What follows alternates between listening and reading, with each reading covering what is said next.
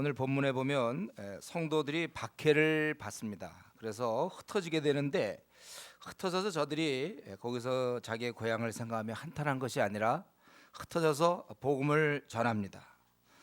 특별히 이 일에 사울이 좀 중심이 됐죠. 사울이 성도를 박해했습니다. 그의 죽임 당함을 마땅히 여기고, 그리고 3절에 보면 교회를 잔멸할 새 각 집에 들어가 남녀를 끌어다가 옥에 넘겼다. 그래서 흩어진 사람들이 이제 두루다니면서 복음을 전했다. 우리 여기서 세상에서는 믿는 자를 박해하지만 동시에 하나님께서 일하심을 볼 수 있습니다.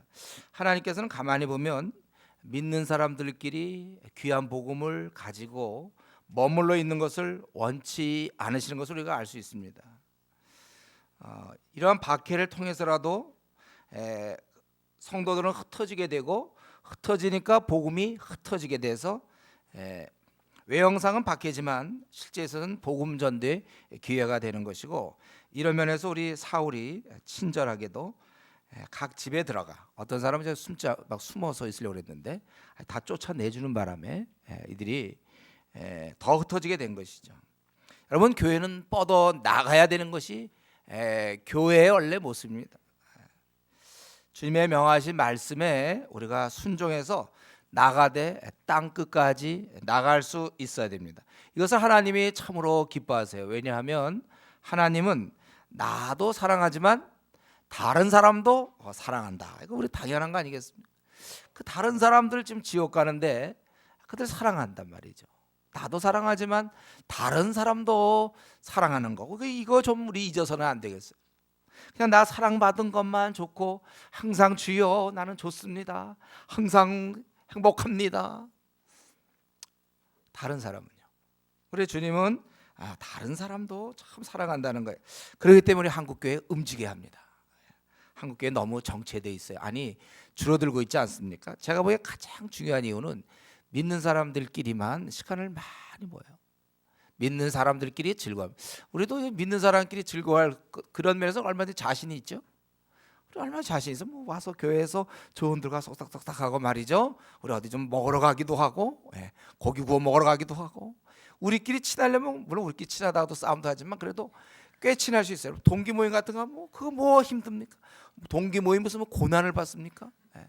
그건 즐거운 거예요. 우리끼리 얼마든지 우리 교회도 말이죠. 이런 거 다 중국 다 집어치고 우리끼리 모여서 한번 놀아볼까요? 좋죠 우리. 저도 그런 거 자신 있어요.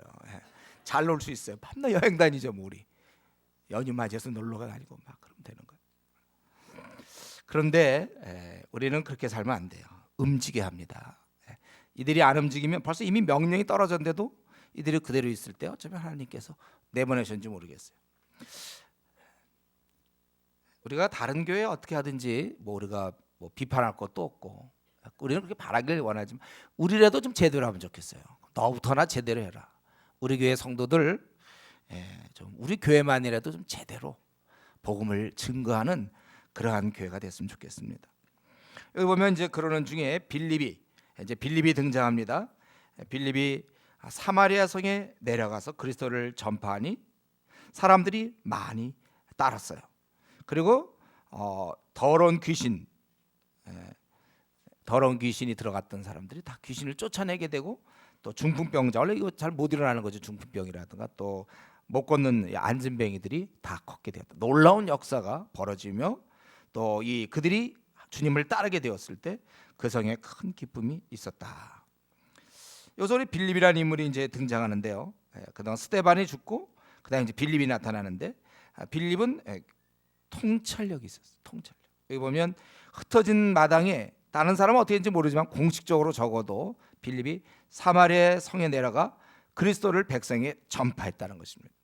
흩어져도 뭐 자기들이 얼마든지 유대 땅에서 흩어질 수 있었고, 그렇지만은 사마리아 성에 내려갔다고 그랬어요. 이 사마리아 성에 가서 복음 전하는 것은 유대인들에게는 게 쉬운 일이었을까요? 그건 너무나도 오랫동안 끌어왔던, 몇백 년 동안 이들은 원수로 지내지 않았습니까? 722년경에 아수르한테 북왕국 이스라엘이 망하죠. 남왕국 유대는 그대로 있었지만 남왕국 유대는 586년에 이제 망하는 건데 이 부왕국 722년에 망했어요. 그래서 다 흩어지게 되고 그래서 이방인들이 들어와서 거기 있던 유대인들과 통혼하게 되고 그래서 이 유대인들이 볼 때 저것들은 잡종이다 이거죠. 저것들은. 그래서 아주 사마리아인들 아주 무시하고 서로 아주 오랫동안 교류하지 않았습니다. 그래서 요한복음 4장 9절에 봐도 예수님이 사마리아 성의 여인에게 물을 달라고 그럴 때 이제 얘기할 때 당신이 왜 저 유대인의 남자로 어찌 우리랑 상대하느냐 그렇게 얘기하고 있습니다. 사마리아인들은 예루살렘을 부인했거든요. 예배는 예루살렘에서 드리는 게 아니라 그리심산에서 드려야 된다 그렇게 우겼고 모세오경 이외에는 받아들이지도 않았습니다. 바로 그러한 사마리아인. 그런데 빌립은 사마리아 성에 내려갔다. 이건 아주 그냥 획기적인 일이 대단한 사건입니다. 내려갔어요 거기에. 아마 빌립은 주님의 교훈을 배운 것 같아요. 그가 주님이 그랬기 때문에 수가성 여인에게 복음을 증거한 적이 있지 않습니까? 요한복음 4장에 보면. 그리고 주님이 뭐라 그랬습니까? 유대와 예루살렘과 유대와 사마리아와 땅끝까지라고 그랬어요. 사마리아와 땅끝까지의 명령에 순종한 것입니다. 저는 이걸 볼 때 여기서 성경에는 빌립의 그런 내면의 상태를 자세히 설명하진 않았어요. 그러나 이 일은 쉬운 일이 아니었다고 생각해요. 그의 정서상 쉬운 일은 아니었지만 말씀에 따라서 행동했다는 것입니다. 저는 우리가 이런 걸 좀 많이 배워야 돼요. 사실 좀 꺼리끼는 일이 있다 하더라도 말씀에 순종하는 것. 주님이 무엇을 원하는지 주님이 원하시는데 뭐 내가 뭐 꺼리낀다, 내가 뭐 불편하다. 주님이 원하시는데 어떤 경우 보면 무슨 경상도와 뭐 충청도 뭐 전라도 막 서로 막 팀을 짜서 말이죠. 뭐 단합 이상하게 나가는 경우 있어요. 주님이 그걸 원하십니까? 주님이 원치 않는 일이 많이 있는데 본인이 싫다고, 본인의 어떤 감정을 존중하고 그럼 꺼리낀다고 싫어하고 원수 사랑하라는데 말도 안 하고 부부가 한번 싸우고 나면 분을 품어도 해가 지도록 품으면 안 되는데도 불구하고 며칠씩 얘기를 안 한다든가 이런 건 있을 수 없는 일이에요. 주님이 원하시는데 우리는 그렇게 살면 안 됩니다.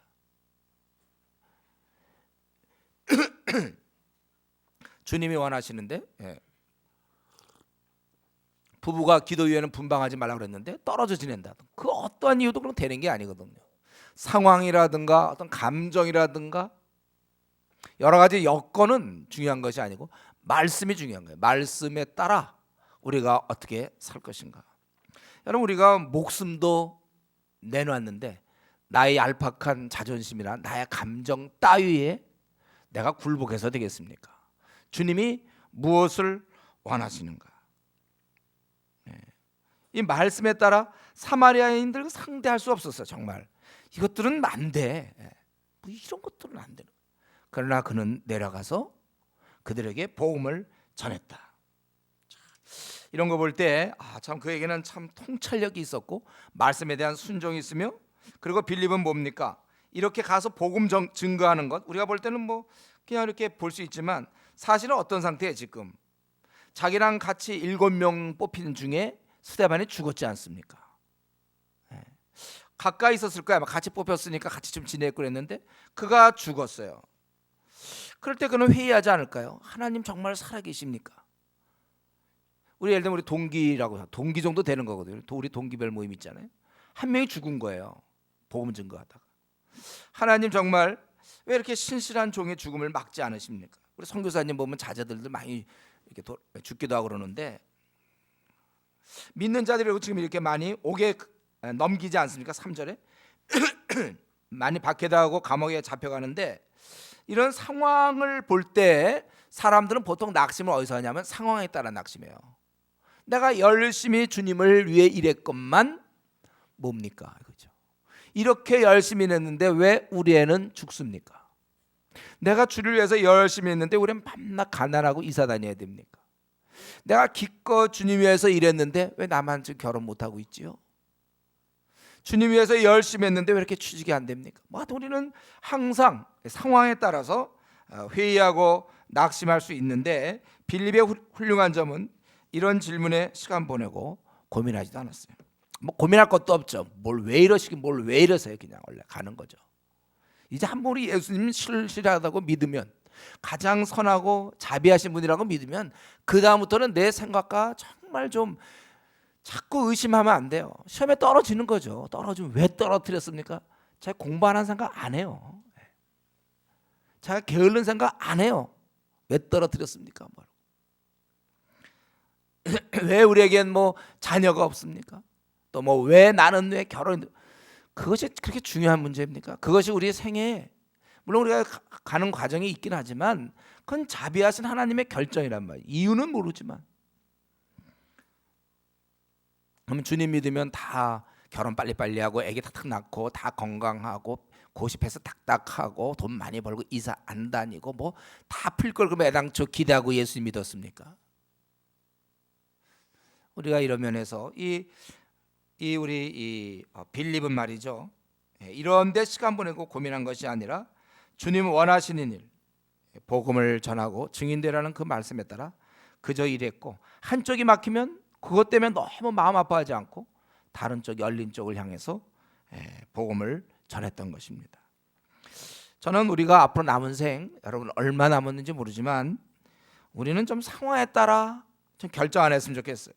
상황에 따라 내 삶을 움직이지 말고 하나님이 기뻐하시는 일, 원하시는 것, 그것에 따라 우리가 살아야 됩니다. 우리 너희가 먹든지 마시든지 무엇을 하든지 하나님의 영광을 위해서 하라고 그랬어요. 먹고 마시는 거 이런 거 마시는 거, 가장 기본적인 일조차도 하나님의 영광과 관련시켜야 된다는 거예요. 그렇다면 군대 가는 일 같은 거 얼마나 중요한 문제입니까? 하나님과 많이 의논해야 돼요.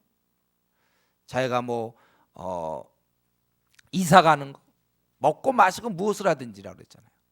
내가 형제를 만나거나 자매를 만나거나 내 직장을 옮기거나 이런 모든 문제에 있어서, 또 내가 유학을 가려고 계획하거나 정말 여러 가지 모든 것, 먹고 마시고 무엇을 하든지 확실히 드러난 하나님 뜻에 맞추어서 우리가 살아갈 것을 결심해야 되는 것입니다. 우리가 이런 면에서 이 빌립에게 배워야 되는 것입니다. 이렇게 했을 때 사람들이 많이 기뻐했다고 그랬어요. 많이 큰 기쁨이 있었다. 그런데 이런 기쁨을 누리는 중에 기쁨보다는 놀라움, 충격받은 사람 하나 있어요. 이름이 시몬이라는 사람이에요. 시몬. 그는 마술사였습니다. 마술사였어요. 그래서 그는 자칭 백성을 놀라게 했거든. 마술을 보여. 마술 원래 놀라지 않습니까? 자칭 자기는 큰 자라 그랬습니다. 그리고 사람들이 이 사람은 크다, 일컫는 하나님의 능력이라 하더라. 오랫동안 그 마술에 놀랐으므로 그를 따르더니 이때쯤 빌립이 나타나서 이들과 마술하고 있을 때 하나님 나라를 전했고 예수 그리스도의 이름에 관하여 전도함을, 예수 그리스도의 이름을 전했던 거예요. 그랬더니 많은 사람들이 믿고 남녀가 다 세례를 받고, 그런데 이제 시몬도 믿었다는 거예요. 그리고 세례를 받은 후에 전심으로 빌립을 따라다니며 그 나타난 표적과 큰 능력을 보고 놀라니라. 그런데 이 시몬은 나중에 21절 또 다른 시몬한테 야단 맞는 거 나오죠. 21절, 내 마음이 바르지 못하고 이도에는 내가 관계도 없고 분깃될 것도 없다. 그래서 우리가 이 부분에서 약간 헷갈리는 거죠. 그러면 이 사람이 그때 시몬이 믿은 게 지금 제대로 믿은 건지, 여러분 이때 13절 시몬도 믿고 세례를 받았다면 이건 뭐냐 이거예요. 그래서 사실은 이게 고민이죠. 그래서 우리는 이런 좀 애매한 부분이 있다는 걸 여러분 인정하세요. 확실하게 믿음 표시가 나는 사람이 있고 어떤 사람은 믿은 건지 안 믿은 건지 좀 애매한 경우가 있어요. 실제로 교회에서도 마찬가지고. 그리고 시몬의 경우 구원 받았다 안 받았다 이런 얘기하면 안 되고 좀 애매하다 이렇게 얘기해야 돼요. 이것 때문에 막 너무 고민들 하지 마세요. 좀 애매한 어떤 중간 단계가 좀 있는 것 같아요. 좀 거듭난 건지 아니, 저도 헷갈리는 사람 한 명 있어요 지금. 우리 교인이 아닌데 헷갈려. 이 사람 구원 받은 건지 안 받은 거지 웬만하면 내가 아는데 잘 모르어. 기도하는 거 봐서 믿는 것 같은데 말하는 거 봐서는 또 멀쩡하거든요. 세상 사람 똑같이 얘기하고 참 이거 헷갈려. 여러분 주위에도 좀 그런 사람이 있는지 모르겠는데. 그래서 그는 특별히 주님을 모를 때 모든 자가 사실 어둠에 있는 거 우리가 아시죠? 그런데 특별히 이렇게 마술하는 사람은 더 깊은 어둠에 붙잡혀 있기 때문에 다른 사마리아인과 달리 좀 시간이 걸리는지 모르겠어요. 그래서 나중에 다른 시몬 베드로한테 책망받게 되는 건데, 이런 마술, 이번에 혹시 구정에 혹시 뭐 텔레비전에서 혹시 마술 같은 거 안 보여주나? 보통 설날 같은 때 보여주던데. 여러분 마술 좋아하지 마세요. 마술이다 하고 그러지 좋아하지 마세요. 제가 그때 말씀드렸죠. 우리 신앙은 우리가 보통 불신자가 있고, 그 다음에 귀신 영화 너무 그러니까 우리 신앙에서 이 마귀 쪽, 우리 신앙에서 하나님 쪽, 그러면 우리가 기도 생활을 하고 점점 가까이 가고 뭐 조장이 되고 무슨 좀 더 뭐 목회자가 되고 그러면 아무래도 그리고 뭐 장로가 되고 그러면 점점 이쪽으로 가는 거고, 그리고 기도 생활하고 막 금식도 하고 막 이런 가는 거고, 또 이쪽으로 가는 수 있다 그랬죠. 마귀한테 가는 쪽. 우리가 여기서 이사람 귀신 영화 한번 보면 굉장히 보고 싶어하는 사람들, 점점 귀신 영화 보고, 또 점 보러 다니는 사람들, 점 마술도 약간 그렇고, 요가도 약간 뒷부분 가면 그렇다 그랬어요. 요가 조심하라 그랬어요. 자꾸 이상하게 이런 쪽으로 자꾸 가는 수가 있어요. 그러니까 귀신 영화 이번에 혹시 또 했나요? 구정 때? 이건 너무 많이 보면 안 되는 거예요. 우리가 충격을 받고 영향을 받아.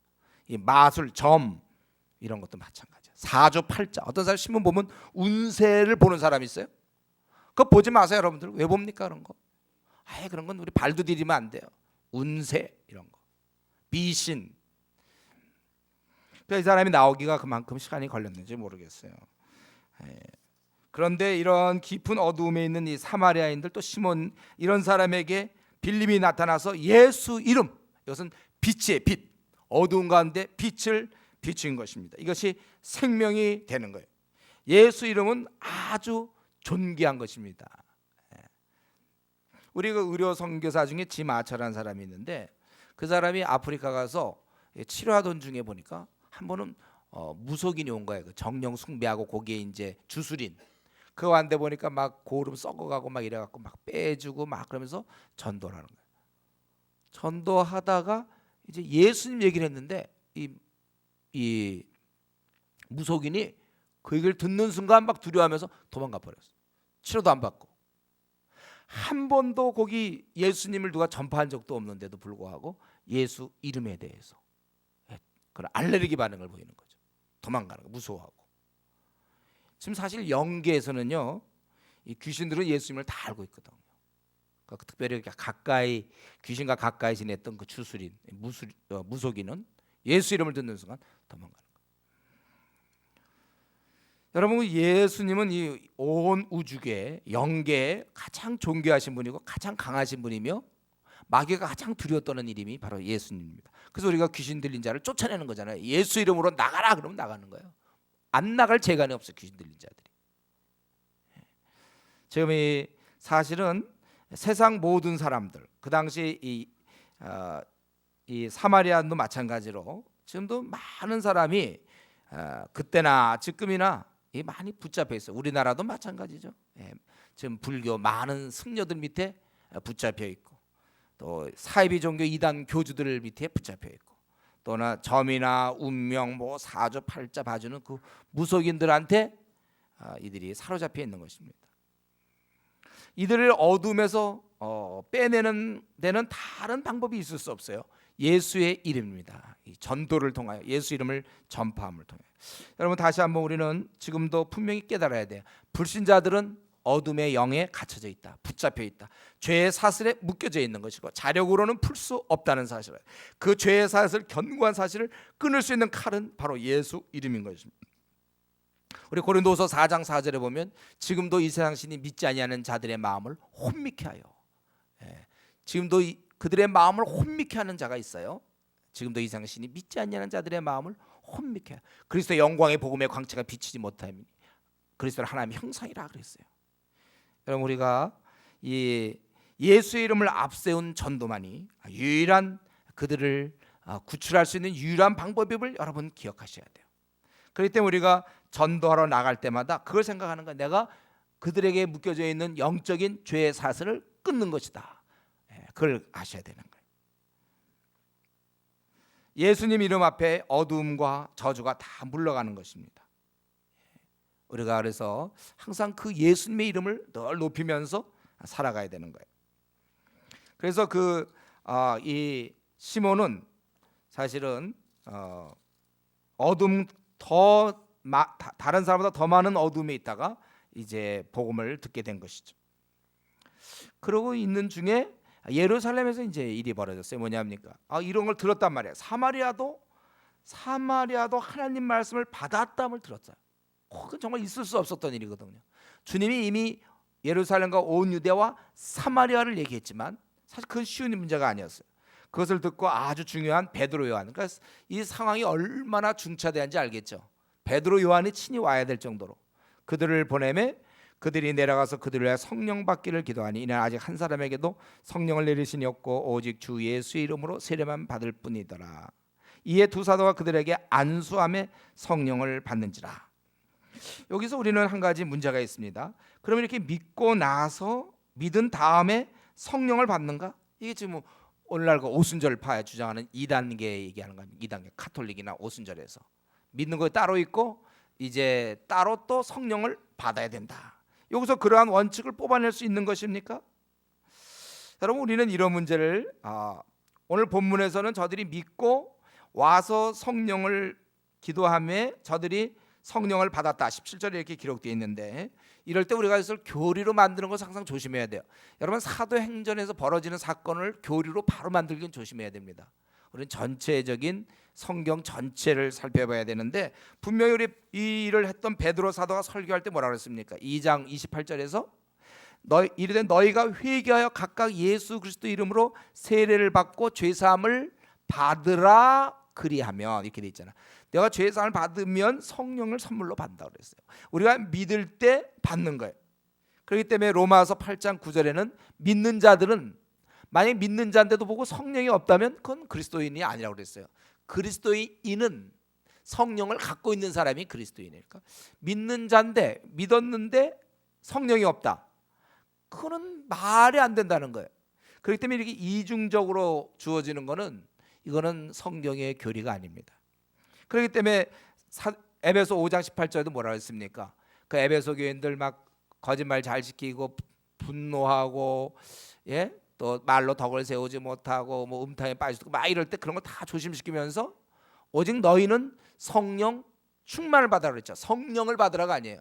성령 충만치 못할 때 우리가 싸움도 하고 하나 되지 못하고 때로 거짓말도 하고 그렇게 되는 거거든요. 그러니까 너희가 오직 뭐라고요? 성령 충만을 받으라, 이렇게 돼 있어요. 그래서 여기는 그러면 왜 와서 베드로 요한이 와서 이렇게 했는가? 바로 이것은 이제 한 성령을 강조하는 거야. 가뜩이나 지금 사마리아와 유대인들이 나눠져 있는데, 기독교인이 됐다 하더라도 나눠져 있는데, 이제 만약 그들이 따로 그들끼리 움직이는 것 하나님 원치 않으세요. 한 성령. 그렇기 때문에 사도를 통하여 하나님이 부여한 그 권위를 갖고 있는 사도, 하나님이 그렇게 베풀 수 있는 권한을 주셨어요.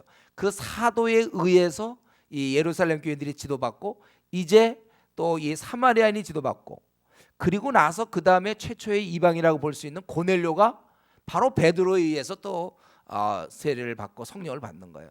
그러니까 여기서 보면 유대인과 이방인 중간 지점, 이게 사마리아인이죠.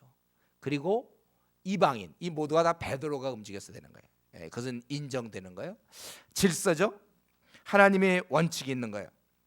하나의 한 성령. 그래서 특이한 경우에 이렇게 된 것이고, 그 외에는 이런 얘기 없어요. 그러니까 이게 이제 시작되었다 그거예요. 이 베드로를 통해서, 베드로 요한을 통해서 성령님이 이제 주어지는, 그것을 여기서 의미하는 것입니다. 우리는 언제나 이 하나님께서는 영적인 이런 질서, 이런 걸 중시하고 하나됨을 항상 원한다는 거예요.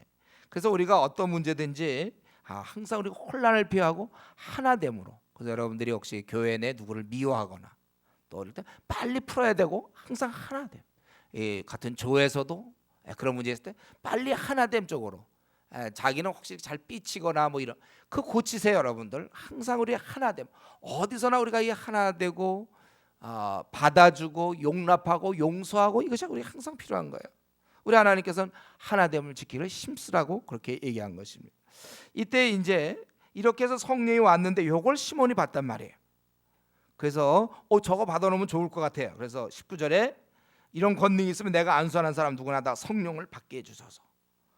그 돈을 주고서 이제 하려고 그랬죠. 근데 베드로가 책망하는 거예요. 네가 하나님의 선물인데 이거를 갖다가 돈 주고 살 줄로 생각했으니 너는 망할 거다. 너는 관계도 없고 분깃될 것도 없다. 그러므로 22절에 회개하고 기도하라. 혹 사하여 주시리라. 내가 보니 너는 악도이가 되어가며 불의에 매인 바 되었다. 이럴 때 시몬이 나를 위해서 기도하고 이것들이 하나도 임하지 않게 해달라 이렇게 또 얘기하는 것입니다. 우리는 24절 보니까 시몬이 믿긴 믿는 것 같기도 해. 또 보면 안 믿는 사람이었으면 뭘 나갔다가 이렇게 하느냐고 막 싸우고 대항할 수 있을 것 같은데 이런 일이 생기지 않게 기도해달라는 건 앞부분에서 믿긴 믿었는데 잠시 이 사람이 좀 착각을 했나 아직 초창기라. 이런 거 갖고 너무 시간 보낼 필요 없어요. 시몬에 대해서 중요한 인물도 아니고 이렇게 하나도 자기 임하지 않게 해달라 이렇게. 우리 우선 하나님의 은사, 권능 이것을 받으려는 목적이 하나님을 섬기고 이웃을 돌보려는 것이지 자신을 높이려는 것이라서는 안 됩니다. 은사와 권능은 항상 그 동기가 중요해요, 여러분. 사용이 중요한 게 아니라 동기. 방언 왜 받으려고 하는가? 아주 중요한 거죠, 이런 은사. 병 고치는 거, 그거 왜 받으려고 하는지, 그 동기가 뭐냐 이거. 동기가 왜 그런 은사를 받으려 하는지 물어야 됩니다. 하나님의 영광을 위해서입니까? 또 어린 자를 섬기기 위해서입니까? 아니면 내가 한번 딱 병 고치는 은사 받았고 야 이리 와 아픈 사람 탁 낫게 하고 방언 멋있게 하고 앞날 쫙 너 어떻게 되고 앞으로 어떻게 되고 탁탁 와 높아 그겁니까 여러분? 그런 거는 은사가 아닐 거고 마귀가 장난치는 거야. 마귀가 장난. 성경에 보면은 마귀가 그런 장난을 많이 쳐요. 그렇기 때문에 우리는 뭐든지 하나님의 영광을 위해서라고 했어요. 은사 받으려는 이유도 하나님의 영광을 위해서. 너무 우리 교회 정말 다 아파. 그럼 우리가 병 고치는 은사 구해야 돼요. 병원에 가도 절대 안 나. 다 아무도 안 나. 그때는 은사를 받아야죠. 우리가. 주십시오 그래야죠. 괜히 멀쩡한 감기 걸려가지고 약 먹으면 날 것 같다. 로아 가지 말고 막 자기가 기도해서 감기 낫게 했다 뭐 이런 그렇게 할 필요 없는 거예요.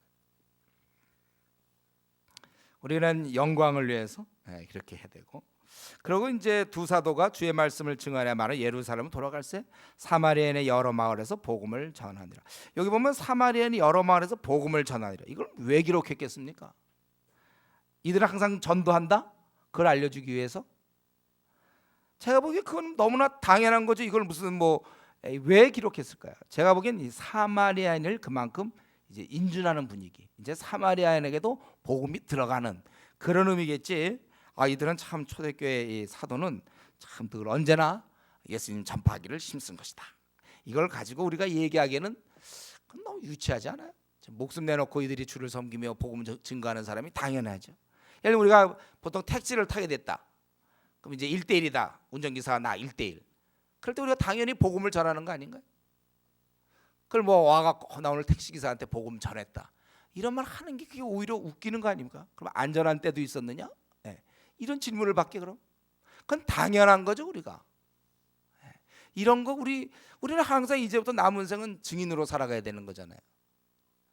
이번에 예를 들면 고향을 갔다 왔다. 그래서 나 이번에 가서 모처럼 부모님께 복음을 증거했다. 그럼 당연하죠. 그럼 왜 갔어요 고향에? 부모님은 사랑하러 간 거 아니에요? 사랑하고 섬기기 위해서. 가장 나에게 제일 중요한 예수님 얘기 안 하고 오면 그건 괜히 가서 떡 먹고 온 거죠. 괜히 육신의 얼굴만 보고 온 거예요. 더 정들게 만들어서 나중에 더 큰 슬픔 얻으려고. 당연한 거죠. 그러면 자기가 고향까지 그 먼 길 막 8시간 걸려서 가갖고 그러면 복음도 안전하고 옵니까? 찔리는 사람이 있나요 혹시? 없겠죠. 저는 그 마음 놓고 얘기하는데 혹시 이것 때문에 그냥 한번 하는 얘기지 이것 때문에 혹시 찔리라고 하는 사람 제가 없습니다. 우리가 그렇지 이건 그들이 그러면 아무나 갈 때 그냥 사마리아 이렇게 생겼구나 왔다 갔다 참 좋다고 해서 그러고 예루살렘까지 갔겠습니까? 그들이 열심히 가는 곳마다 이게 그러니까 우리는 이걸 교회 분위기가 그러면 안 돼요. 목사님이 전도하라고 해서 이런 얘기 좀 안 나왔으면 좋겠어요. 그럼 우리가 안 하면 어떻게 우리가 자연스러운 거잖아요. 이런 거는요. 자연스럽지 않아요? 여러 마을에서 복음을 이건 너무 당연하지. 그럼 이들이 그냥 오겠습니까? 당연한 거예요.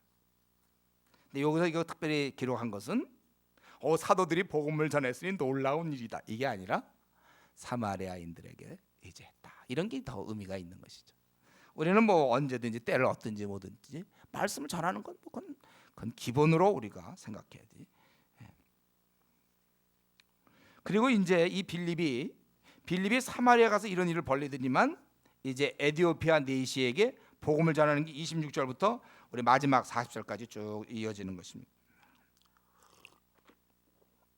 아까는 빌립이 알아서 그냥 갔는데 이번엔 주의 사자가 지시해. 주님의 일이라는 건 이렇게 알아서 할 때도 있고 또 이렇게 특별히 부름 받을 때도 있는데 남쪽으로 가라. 남쪽으로. 또 예루살렘에서 가서로내는 길까지 가라. 하필 어떻게 또 그쪽 길을 이렇게 지명하셨는지 몰라요. 이거 사마리아에서 가사까지 가는 거거든. 150km. 광야길, 광야라고 했잖아요. 광야. 그렇게 방향과 장소를 말씀하시는데 거긴 누가 있냐면 에디오피아 사람 곧 에디오피아 여왕 간다게는 아마 여왕의 칭호인 것 같아요. 모든 국고를 맡은 관리라는 거예요. 아주 상당한 고관이죠. 바로 그가 예배하러 예루살렘 왔다가 아마 흩어진 유대인 중에 이렇게 올라간 것 같아요. 직급이 많이 올라간. 그가 예루살렘 왔다가 돌아가는데 바로 수레를 타고 선지자 이사야의 글을 읽고 있다는 거예요. 벌써 준비 중이죠. 이사야의 글을 읽었는데 나중에 나오지만 32절에 보면 성경 기절이 뭐야? 하필 51장도 아니고 52장도 아니고 54장도 아니고 뭐 37장도 아니고 하필 53장. 벌써 53장에 우리가 딱 눈치챘죠? 주님, 예수님 메시아의 고난 그거 나올 거잖아요. 그거 읽고 있었다는 거예요. 참 요게 어떻게 그 1장부터 읽었어도 그 순서가 이 빌립이 아마 여기까지 오려면 최소한 한 5일 정도니까 아마 그 전부터 거기 맞추려면 참 그 타이밍에 53장 읽으려면 그거 어떻게 했는지 모르겠는데 그 읽고 있었어요. 그래서 빌립이 깨닫느냐고 물어보게 돼요. 왜냐하면 거기 보니까 그 30절에 보면 글 읽는 것을 듣고 말했다고 그랬어요. 듣고 말했다. 그 당시 성경 보는 식이 그런 거예요. 그냥 막 소리내서 읽는 거예요, 이들이. 근데 뭔지도 하나도 몰라 사실은. 그러니까 이 에디오피아의 내시는 말이죠. 사실은 하나도 몰라. 모르면서 막 읽어 그냥. 하나도 모르면서. 근데 그 내용이 32절 읽는 성경 기절은 바로 이사야 53장 7절에서 8절이죠. 그러니까 내시가 크게 읽었으니까 빌립이 들은 것이죠. 글 읽는 것을 듣고 30절에 말하되 읽는 것을 깨닫느냐. 그러니까 아주 태연하게 말이죠. 지도하는 자가 없는데 어떻게 아느냐 이런 식이죠. 왜 읽었냐? 읽지도 내용도 모르면서 바로 요 때를 위해서 읽었겠죠. 그가 양과 같이 도살자에게 끌려갔고 털 깎는 자 앞에 있는 어린 양이 조용함 같이 그의 입을 열지 아니하였다. 그가 굴욕을 당했을 때 공정한 재판도 받지 못하였으니 누가 그의 세대를 말하리요. 이것은 그의 후손을 말하리요 이렇게 번역될 수 있어요. 그의 후손을 말하리요. 왜냐하면 그의 생명이 땅에서 끊어지기 때문이다. 그럴 때 내시가 이제 이걸 해놓고 이게 뭐냐 이게 선지자를 얘기하는 거냐? 아니면 뭐 타인이냐? 우리는 이거 다 알고 있죠, 여러분. 예수님 얘기라는 거 다 알고 있잖아요.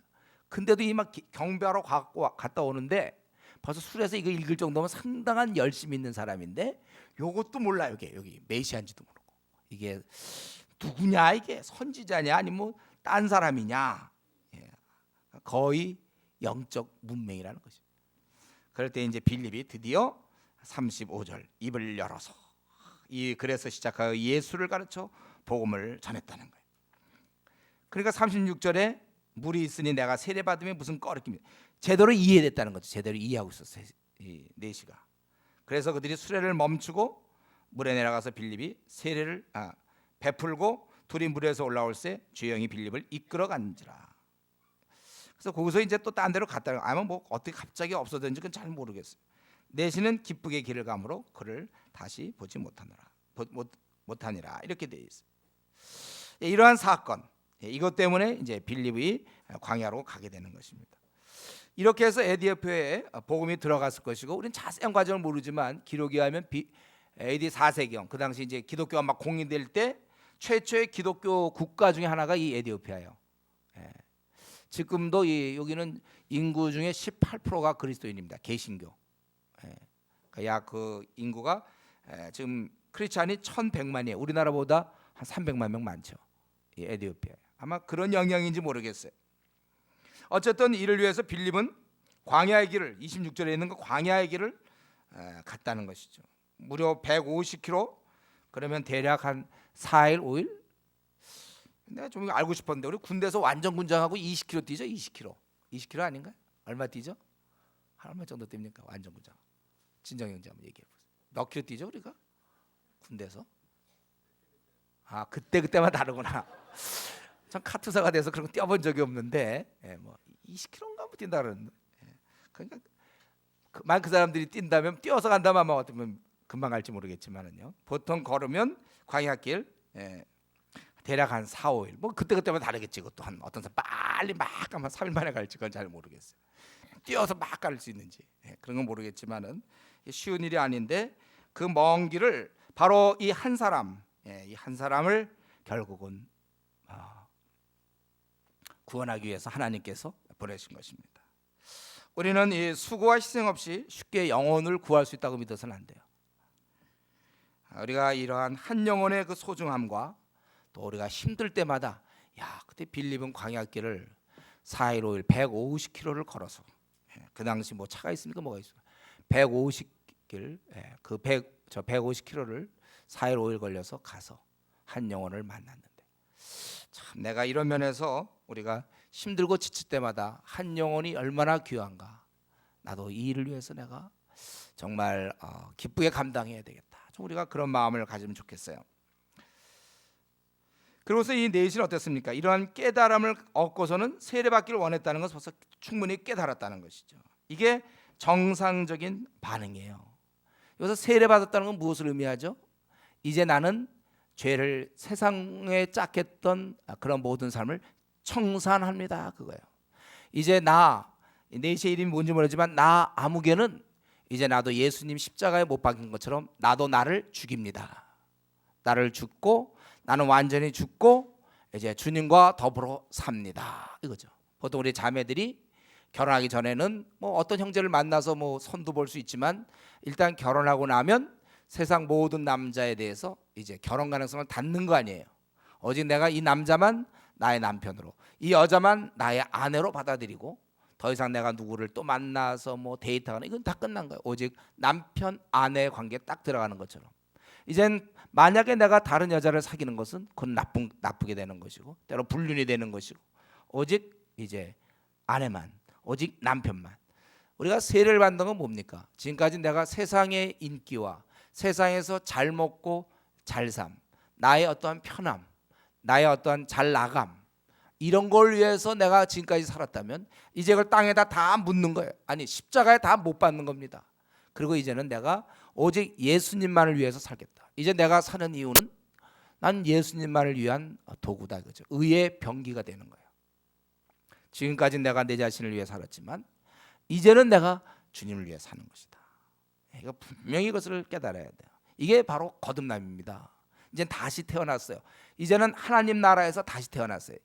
그전에는 우리가 세상 나라에서 태어났죠. 다 우리 지금 나이만큼 그 기간만큼 우리가 이 땅에 살았습니다. 그것은 세상에서 우리가 살고 있었던 거예요. 세상에서 우리가 살았어요.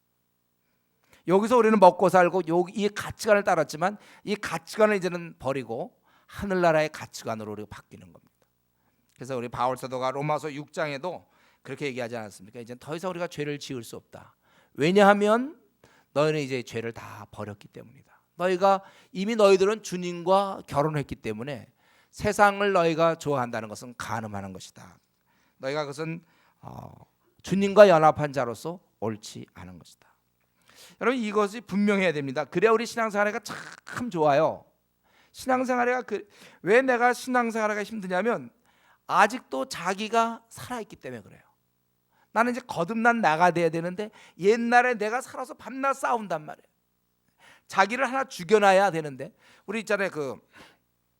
요즘도 그렇지만 어떤 나라 가면 막 반군이 있어갖고 막 정부군과 싸울 때는 항상 그 질서가 없고 그거는 평화가 없는 거예요. 우리 위험하고 그런 길은 언제 반군이 나타나서 어떻게 할지 모르니까 항상 조심해야 되는 것처럼 그게 없어야 우리나라 뭐 아무 데도 갈 수 있잖아요. 지금 여러분들이 뭐 어디 가도 뭐 반군들한테 뭐 당하고 이런 거 없잖아요. 편해요 지금 우리는. 마찬가지에 우리가 내 안에 내가 있으면 안 돼. 내 안에 나는 죽었어야 오직 이제 주님 안에서 거듭난 나만 활동해야 되는데, 내가 살았으면 여전히 나도 세상과 똑같이 어떻게 하면 집을 잘 장만하고, 할 수만 있으면 어떻게 화장실이 2개가 있으며, 어떻게 하면 그 웬만한 차를 좀 굴리고, 그리고 어떻게 하면 이제 재테크를 잘해서 어떻게 하면 또 노후연금 이런 것도 다 생각하고, 또 집을 이렇게 잘 가격 올라가는 거 잘 보고 하나 사고, 뭐 그리고 이 땅에서 내가 또 어떤 좀 멋있는 남자를 좀 만나서 살고, 또 나는 또 좀 뭐가 패스해서 한번 뭐가 되고, 항상 그런 생각. 이건 이제 세상에 살 때 우리 이거 아직도 생각하고 있으면 신앙과는 너무 다른 거죠. 가치관이 달라지는 거예요. 내가 살아 있기 때문에 신앙생활이 힘든 거예요. 사실 다른 사람들이 이미 대부분 죽여가지고 자기 자신을 다 죽여서 편안하게 있는데, 자기 혼자 암세포를 계속 놔두니까 힘들고 지치는 거예요. 암세포 죽여야 돼요. 세상을 사랑하던 마음, 세상에서 인정받으려던 거, 그동안 주님 없이 이렇게 쌓아놓은 모든 가치관 다 무너뜨려야만 새로운 자기가 태어나는 것입니다. 자기를 내려놓지 않기 때문에.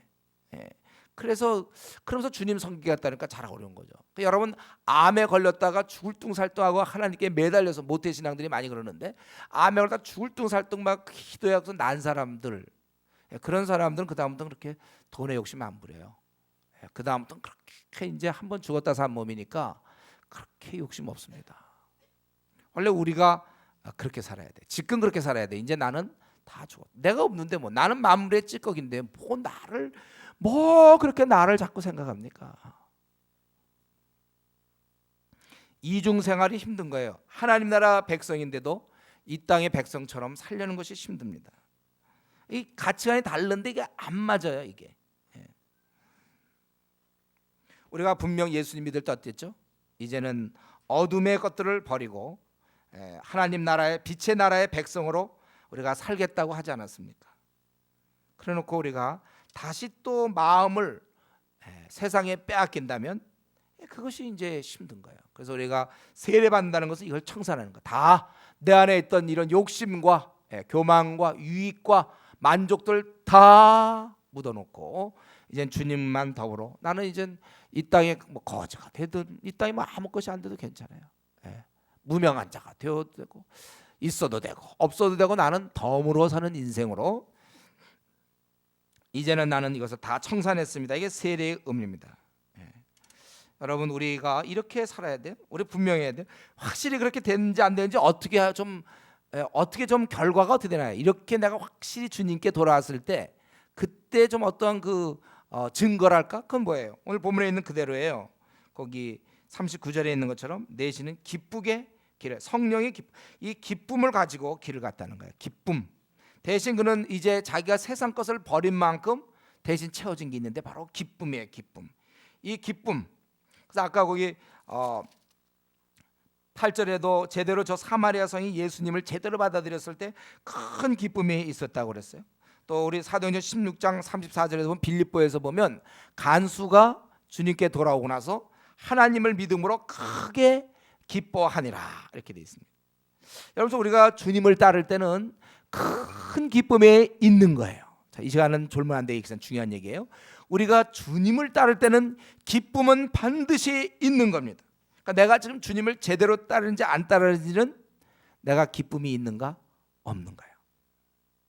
아주 간단해요. 여러분, 마음이 평안하고 기쁨에 있습니까? 그것 좀 제대로 예수 믿는 거예요.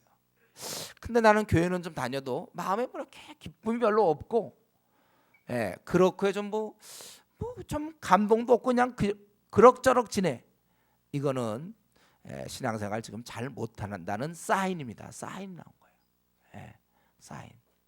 위에서 뭐 탈이 나면 설사가 나고 이러는 것처럼 우리가 제대로 신앙생활 못했을 때는 기쁨이 반감되고 줄어드는 거예요.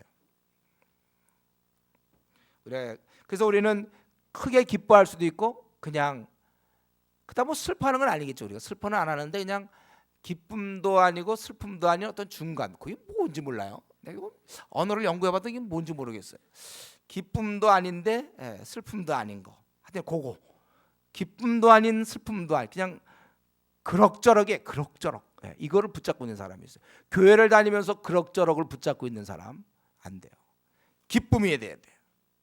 목사님, 저는 그럭저럭을 붙잡고 있는 것 같습니까? 그렇습니까, 여러분? 그러면 금식하세요. 여러분, 금식하면 돼요. 이제 우리는 내가 만약에 정말 그럭저럭 이걸 붙잡고 있다면 금식하시면서 기도하셔서 회복해야 돼요. 제가 얘기하는 금식이라는 것은 만약 평상시에 어렵다면 뭐 한 끼씩이라도 금식을 하고 그 시간에 기도하고 하나님 앞에서 좀 자기가 이렇게 좀 평상시로 살아서는 안 된다는 뜻이에요. 좀 한 끼씩 금식하든지 아침을 금식하든지 해서 기쁨을 회복시켜 주십시오. 내가 주님을 믿는데 기쁨의 근원이 되시는 주님을 내가 믿으면서 내가 그거 이렇게 우울해하고 있으면 되겠습니까? 여러분, 우리 아기가 말이죠, 정상적인 엄마 아빠 밑에서 제대로 자는 애들은 밝게 뛰어노는 게 맞는 거예요. 애들 즐거워하고 웃고 한 살 먹고 2살 먹고 이런 애들이 밤낮 한숨 쉬고 인상 쓰고 있으면 그거 한번 애기 낳아 보세요, 여러분들. 만약 기회 있으면 한번 좀 어떻게 결혼을 해서 한번 해보세요. 정말 애기가 낳았을 때 그 애기가 인상 푹푹 쓰고 그냥 이러고 있으면 되는가? 그 정상적으로 자라면 그렇게 뭐가 문제가 있으니까 애가 자꾸 울고 그러는 거죠. 우리는 원래 큰 기쁨입니다. 오늘 본문에서도 계속 기쁨이고 그 내시도 기쁨 가운데 갔다고 그랬습니다. 여러분, 우리가 내 몸을 주님께 맡길 때, 주를 진실로 내가 섬길 때, 핑계대지 아니하고 주님께 내가 말씀에 순종하고 따를 때 거기서 이상한 기쁨이 넘쳐나는 거예요. 요게 이제 경험 안 한 사람한테는 암만 얘기해도, 불신자한테 이 신앙생활 얘기 암만 해도 그들이 깨닫지 못하잖아요. 또 마찬가지, 교회 다니는 사람과 분명히 성도는 구분해야 돼요. 교인들에게 아무리 얘기해도 성도가 누리는 이런 즐거움 이해를 못하는 거예요. 결단하세요, 여러분들. 만약에 나에게 그럭저럭이다, 나는 기쁨도 없고 그럭저럭이다, 그렇다면 여러분들 기도하십시오. 금식하며 기도하세요. 그래서 이 문제를 해결해야 된다는 거예요. 그러고 나서 빌립은 계속해서 그 아소도는 그 아스돗이지, 아스돗. 블레셋의 옛날에 이미 다 없어졌지만 블레셋 5대 도시 중에 하나였어요. 거기 여러 성을 지나다니며 복음을 전하고 가이사랴에 이르렀다. 여기 아소도는 가사로부터 약 35km 지점이에요. 그리고 이 가이사랴는 이제 쭉 해변 따라 올라가는 거죠. 해변 한 군데 가이사랴. 거기는 아소도로부터 약 한 100km 정도, 95km, 100km 정도 떨어져 있는 곳. 그것을 다니면서 그가 복음을 전했다는 것입니다. 오늘 본문은 이제 우리가 지금 살펴본 것처럼 크게 두 가지죠. 본문은 빌립이 그 사마리아에서 복음 전한 것과 에티오피아 네시에게 복음 전한 것을 오늘 본문은 주로 다루고 있습니다. 여기에서 우리 좀 몇 가지 좀 생각할 게 있어요. 오늘 본문을 통해서 몇 가지 우리가 생각해서 가장 두드러지는 건 뭡니까? 이렇게 하나님을 제대로 믿은 자들은 좀 돌아다니는 거, 한 곳에 머무르는 거, 그거 별로 하나님 원하지 않아요. 왜냐하면 복음이 만방에 전파하려는데 안 돌아다니면 어떻게 만방에 전파되겠습니까? 우리가 예를 들면 여기 모여서 우리끼리 막 은혜 받고 그냥 계속 막 예수님 얘기 막 해도 지나가는 사람한테 어떻게 전달되죠? 움직여라, 흩어져라, 움직여라. 이런 면에서 우리가 혹시 너무 예루살렘에 오래 있는 거 아닌지 살펴봐야 돼요. 여러분 자신의 삶도 내가 너무 이 믿는 자 틈 안에 너무 있는 거 아닌지, 또 내가 세상에 나가서 모든 족속에게 예수님을 소개해야 되는데 내가 앞날을 계획할 때 너무 한국만 붙잡고 있는 거 아닌지. 우리나라 이렇게 많은 사람이 우리나라는 그래도 예수님 믿고 있는데 내가 너무 우리나라만, 내 앞날을 항상 계획할 때 우리나라만 붙잡고 있는 거 아닌지. 이렇게 계획을 세울 때 정말 이 모든 족속에게 복음을 증거할 수 있는 기회가 어떤 것인지를 우리가 염두에 둬야 될 것입니다. 그리고 또 한 가지는 오늘 이 빌립이 이렇게 일하는 모습 볼 때 하나님께서는 준비된 사람을 쓰신다는 걸 볼 수 있어요. 우리 스데반도 이미 지혜와 성령 충만해서 그는 물론 순교를 당했지만 그걸 사용했고, 오늘 빌립도 마찬가지로 이렇게 쓰던 자였다는 거예요. 하나님께서는 이러한 자를 사용하셨다는 것입니다. 우리는 이것을 생각해야 돼요. 하나님을 믿는 자에서, 하나님을 믿는 자로 그 상태에서 하나님의 그 사용되는 자로 신분이 바뀌어야 된다는 거예요. 성경의 인물들 다 이렇게 살다 죽지 않았습니까? 하나님께 사용되다가 죽었지. 하나님만 잘 믿다 죽었다는 거 없어요. 다 사용되는 거예요. 우리는 교회에 잘 나오는 자로 끝나면 안 되고, 물론 이것도 막 힘들어하는 사람도 있지만 교회에 잘 나오는 자가 아니라 세상에 잘 나가는 자로 우리가 바뀌어야 되는 것입니다. 하나님의 음성을 잘 듣는 자가 아니라, 아니 잘 들어야 되지만 잘 듣는 자에서 하나님의 음성을 잘 알려주는 자로 바뀌어야 되는 것입니다. 우리가 고등학교를 졸업하고 혹은 뭐 대학을 졸업했으면 그 다음에 우리가 직장에 가는 자가 돼야 되지, 계속해서 학생으로만 있으면 그것도 이상한 거예요. 집에서 계속 공부만 해 평생 죽을 때까지. 그 이상한 거 아닙니까? 평생 우리가 학생으로만 있으면 안 되는 거예요. 예. 우리가 애벌레가 있을 땐 나비를 기해야 돼. 애벌레에서 이 나비가 신비롭게 나비가 나오지 않습니까? 애벌레에서 계속 애벌레로 있으면 안 된다는 거예요. 우리가 뭐 애벌레로 있으려고, 나비가 그러니까 애벌레로 있으려고 태어난 겁니까? 그게 자기는 물론 그런 의지도 없겠지만, 예를 들면 그래서 밤낮 애벌레로만 있어. 아름답습니까? 애벌레? 애벌레가 아름다워요, 여러분? 나비가 아름다워요? 쉬운 질문. 뭐가 아름답습니까? 나비가 해서 꽃 사이를 막 왔다 갔다 하면 어떻게 그런 게 나오는지 말이야. 애벌레. 나비로 나와야 돼. 우리가 그렇다는 거예요. 하나님을 우리가 믿는 자로, 물론 귀한 일이에요. 안 믿는 사람도 많으니까. 믿는 자로만 그저 있고 거기 머물러서 그냥 생활이나 하고, 그게 아니라 이 사용되는 자가 돼야 된다는 거예요. 하나님께 사용되는 자가 돼야 돼요. 오늘날 보면 직장이 그냥 꽉 우리를 붙잡고 있어요. 야근이고 뭐. 그럼 직장에서도 우리가 또 사용되는 자가 돼야 돼요. 사용되는. 물론 그 당시는 이제 농사 짓거나 무슨 뭐 저들이 뭐 어부거나, 또 목축을 하거나 뭐 이러니까 아마 저들은 이제 뭐 쫓겨나면 또 두고 가서 이렇게 살았는지 모르겠어요. 대부분 사람들이 시간들을 내서 할지 모르겠습니다. 근데 우리는 지금 직장에서 시간을 거의 다 뺏어가요. 그렇기 때문에 우리가 남은 시간 잘 써야 되고, 직장에서 틈틈이, 그래서 우리 비비비 모임 같은 거 보면 점심 식사를 15분 안에 하잖아요. 시간이 그것밖에 없어. 그래갖고 딴 사람 만나서 뭐 양육하고, 이 자기가 피나는 노력 없으면, 물론 퇴근하고 나서 저녁까지는 이제 자기가 시간을 또 잘 줄여 써야 되겠지만, 이 직장에 있는 시간도 우리가 잘 써야 돼요. 어쨌든 우리는 이제는 애벌레가 아니라 나비가 돼야 되고, 이제 믿었습니까? 사용되는 자가 돼야 된다는 거예요. 우리가 이렇게 사용돼야 되는데, 참 근데 놀라운 것은 우리가 사용되는 건 우리의 결정이라는 거예요. 저는 이 부분을 참 깨달았으면 좋겠어요. 우리 성도님들이 사용되고 안 되는 건 우리의 결정이에요. 본인이 원하면 될 수 있어요. 왜냐하면 이미 성경은 자격을 다 얘기해요. 너희는 세상의 빛이요 소금이다, 이렇게 돼 있잖아요. 또 우리에게 이미 얘기했어요. 너희는 가서 모든 족속으로 제자를 삼아라, 우리한테 얘기했어요. 그 중에 의심하는 자가 있어도 너희가 그것을 모든 족속으로 제자를 삼으라, 이렇게 돼 있다. 삼아라, 이렇게 돼 있어요.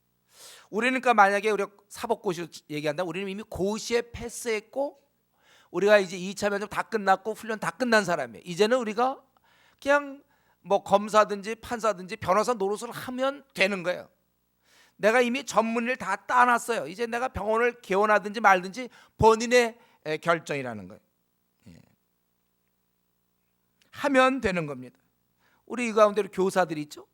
어느 날 뭐 학생이었는데 뭐 시험 하나 붙고 뭐 어떻게 하더니 교사가 됐어요. 그래서 애들 가르친다 그래요. 그러면 굉장히 우리가 이상하게 생각합니까? 뭐 그냥 가르치는 거, 그런 과정을 밟은 거예요. 우리가 이제는 이런 일을 할 수 있다는 거예요. 우리도 이 빌립처럼 우리도 얼마든지 할 수 있다는 것입니다. 빌립도 자기가 가서 일했잖아요. 처음에는 그냥 자기가 사마리아성에 내려가서 전파한 거예요. 하라고 그랬으니까.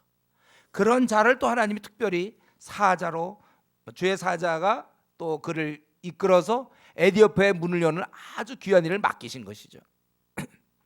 사용될 수 있어요. 우리는 얼마든지. 저와 여러분은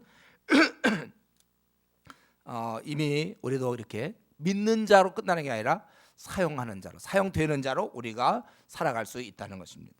이런 일을 할 수 있도록 하나님께서 기회 주시면 우리가 감사히 받으면 돼요. 내가 뭐라고 말이죠. 이런 빌립이 하던 일, 혹은 바울이 했던 일, 베드로, 요한, 아니 주님이 했던 일을 내가 할 수 있는가?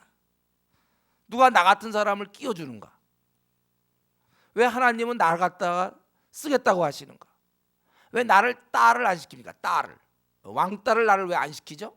왜 이렇게 거룩한 이 주의 일꾼 그 범위에 나를 왜 들어오라고 하십니까? 나는 자격 없지만 하나님이 그걸 원하세요. 저와 여러분이 다 하나님이 원하는 그러한 일꾼이 되기를 하나님이 원하신다는 거예요. 우리 이유는 그것밖에 없어요. 여러분, 우리 5달란트, 2달란트, 1달란트 얘기가 나오죠. 그들은 왜 5달란트고 누구 2달란트고 누구 1달란트인지 그건 잘 모르겠어요. 그러나 중요한 것이 하나 있어요. 여기서 먼저 그 주인이 주었다는 거예요. 그들은 동등하게 다 이제 자기 것을 사용할 기회는 다 있어요. 물론 그것이 적게 받았냐 뭐 이런 많이 받았냐 차이는 있지만 안 받은 경우는 없어요. 안 받았기 때문에 나는 하나도 안 했습니다, 이런 예는 없다는 거예요. 하다못해 1달란트도 받고, 어떤 사람 말을 잘하고 사람 심리 잘 2달란트 받은 사람인지 모르고 담대하게 나가는 3달란트 받은 사람, 그 차이는 있지만 적어도 우리는 다 1달란트 이상은 분명히 받았다는 것입니다. 문제는 본인이 하는가, 요 문제죠. 본인이 하는가 하는 문제예요. 일할 수 있는 기회는 다 주셨습니다. 비록 내가 적게 받았는지는 모르지만 안 받았다고 얘기해서는 곤란해요. 누구나 다 이제는 모든 족속으로 제자 삼으라는 명령을 주셨습니다. 이 주심에 대해서 우리는 남김으로 응답해야 되는 것입니다. 우리는 여기서 계속해서 여기서 한 가지 더 배워야 될 것은 뭐냐면, 빌립이 일을 했고 그랬을 때 놀랍게도 계속 사용하고 있다는 거예요.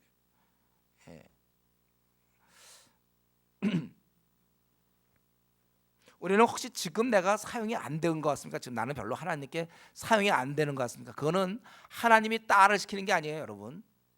나는 지금 사용이 안 되는 것 같아. 그건 하나님이 여러분을 지금 미워하거나 자격이 없다고 해서 사용 안 하는 게 아니라 내가 안 할 뿐이에요. 불순종하고 다른 이유는 없어요. 뭐 이유를 막 대벌로 연구해 보세요. 내가 왜 전도 안 하는가? 258가지 이유가 있다고 그랬죠.